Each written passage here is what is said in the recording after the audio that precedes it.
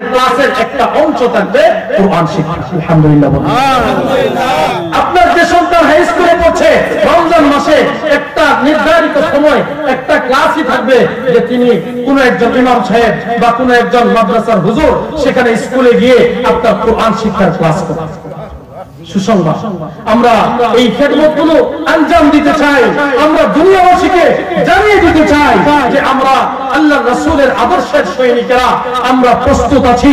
আমরা আমাদের আরেকটা বৈশিষ্ট্য হলো, আপনি আমাকে একটা বকা দেন, আমি হয়তো সহ্য করব।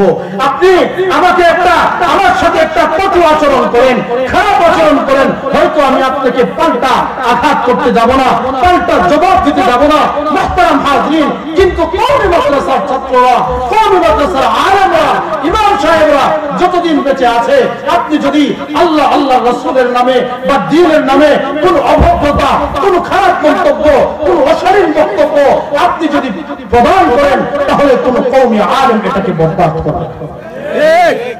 আরেকটা কথা আছে, আপনি যদি আমার দেশের ব্যাপারে মন্তব্য করেন, আমার দেশের অস্তিত্বের ব্যাপারে যদি আপনি কোনো আক্রমণ করেন, আমার দেশের অস্তিত্বের ব্যাপারে, নিরাপত্তার ব্যাপারে আপনার যদি কোনো আক্রমণাত্মক আচরণ হয়, তাহলে কওমি মাদ্রাসার সন্তানরা, এদেশের উলামায়ে কেরাম, এদেশের তাওহীদি জনতা সেটাও বরদাস্ত করবে না।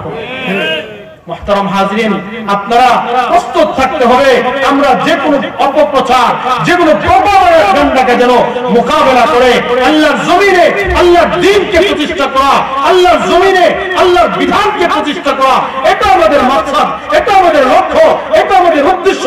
আমরা যেন আমাদের দেশের সাধারণ জনগণ, তাওহীদি জনতা, মুসল্লিয়ানে কেরাম, দ্বীনদার সকল মানুষকে নিয়ে আল্লাহর জমিনে আল্লাহর দ্বীনকে প্রতিষ্ঠা করার যে স্বপ্ন আমরা দেখি, সেই শব্দ যেন আমরা বাস্তবায়ন করতে পারি।